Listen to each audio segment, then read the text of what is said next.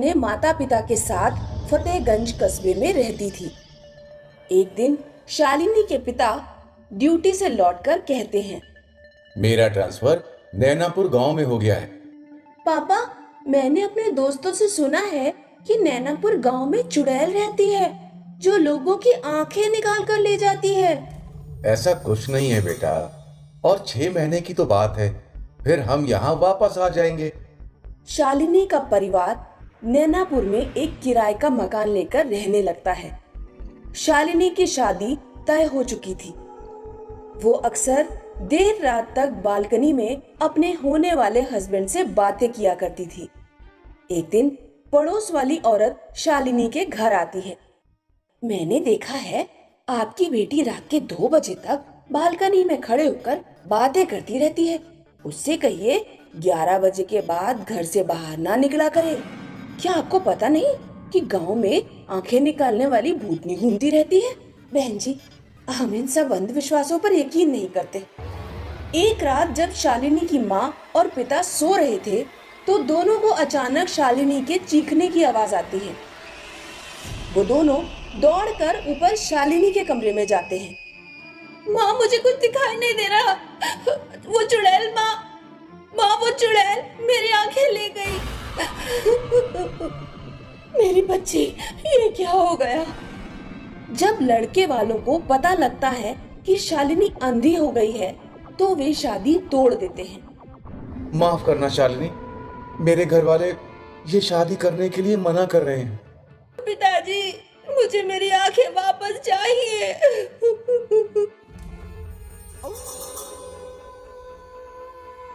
शालिनी की माँ और पिता पड़ोस वाली औरत के पास जाते हैं। भाई साहब, मैंने तो पहले ही समझाया था।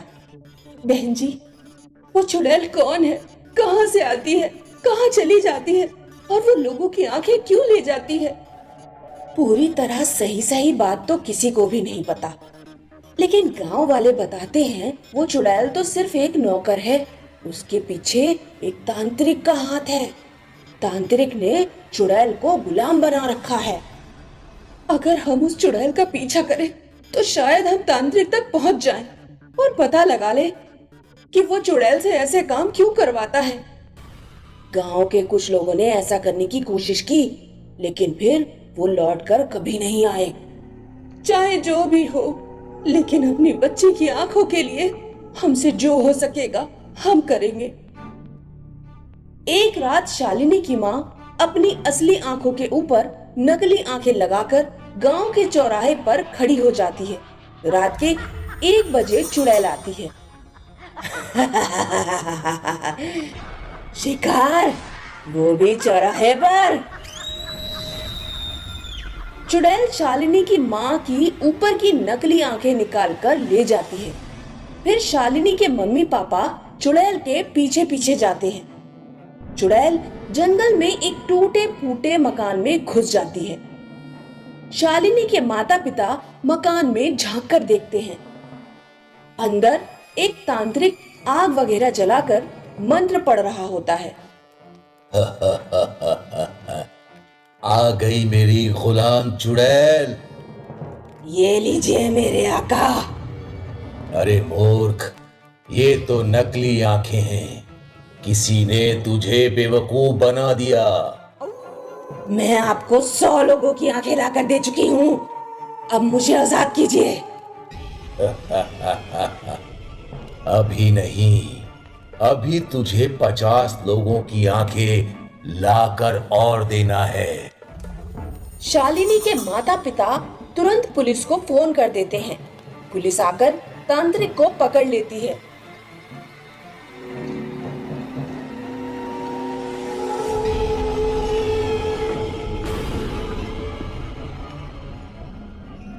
इन सबको मार दे चुड़ैल।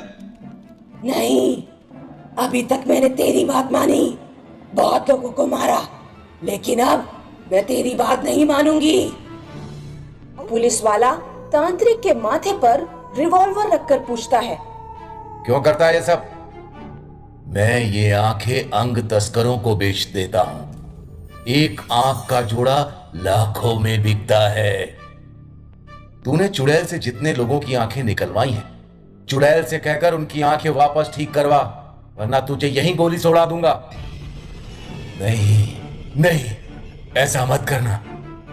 तांत्रिक सभी लोगों की आंखें वापस करके ठीक कर देता है। पुलिस वाले तांत्रिक को पकड़कर ले जाते हैं। शालिनी अपनी आंखें वापस पाकर बहुत खुश होती है। दीपक आज अपने मामा के गांव जाने की तैयारी कर रहा था। कुछ दिनों बाद उसके मामा की बेटी की शादी थी। मामा का गांव बहुत दूर था। ट्रेन एक दिन बाद रात के 1 बजे गांव पहुंची। दीपक ने तांगा किया और गांव की ओर चल दिया। पूरे गांव में भयानक सन्नाटा था। दीपक ने देखा कि गांव के लोगों के जूते और चप्पलों में रुई लगी हुई थी।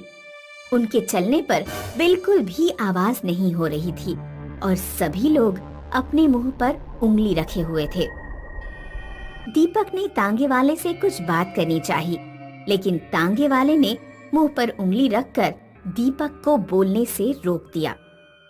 कुछ देर बाद तांगा जब दीपक के मामा के घर पहुंच गया तो तांगे वाले ने मुंह से रुपए नहीं मांगे।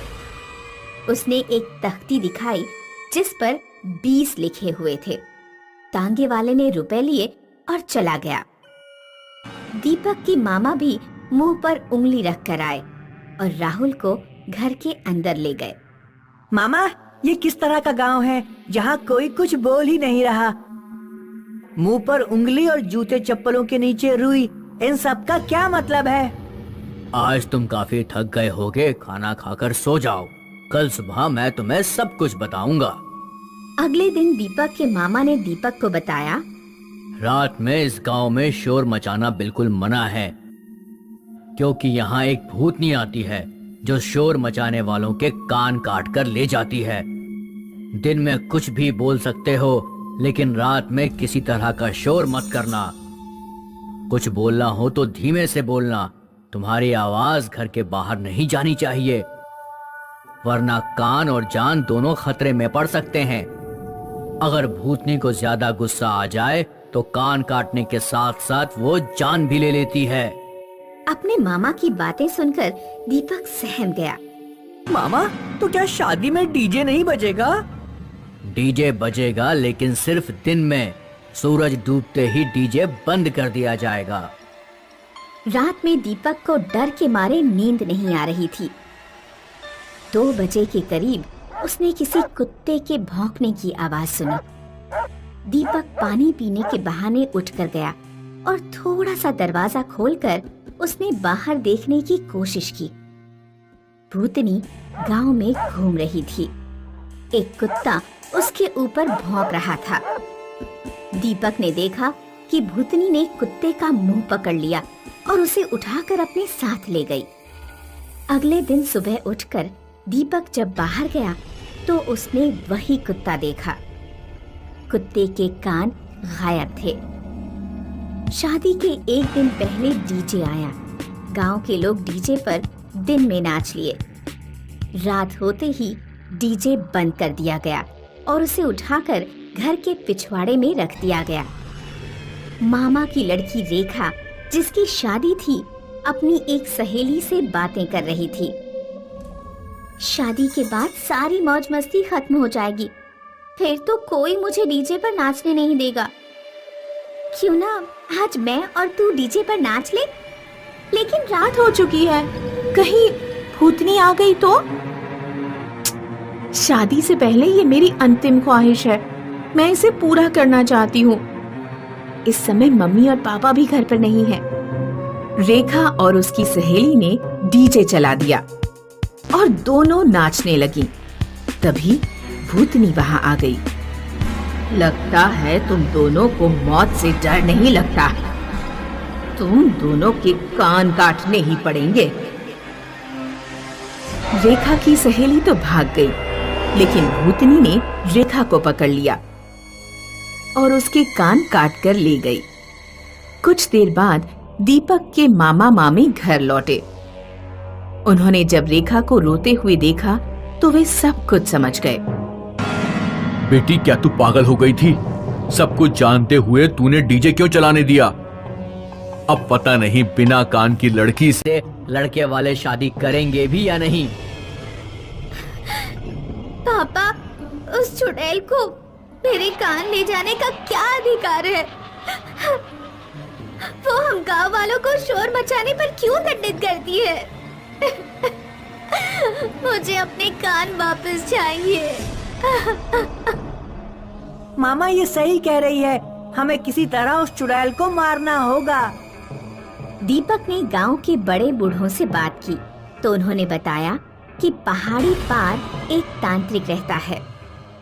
वह चुड़ैल को मारने का तरीका बता सकता है।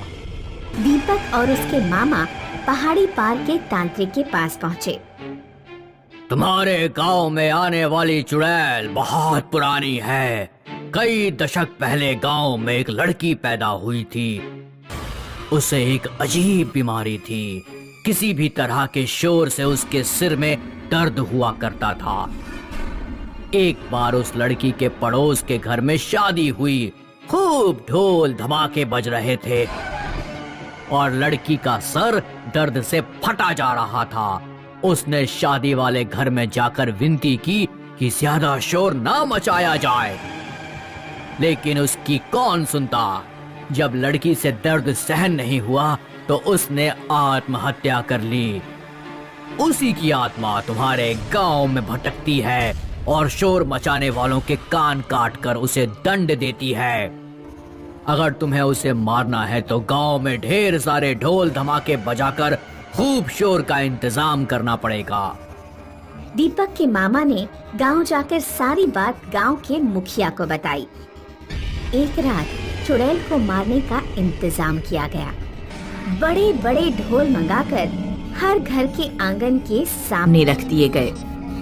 रात में जब भूतनी आई तो गांव के लोगों ने ढोल बजाना शुरू कर दिया।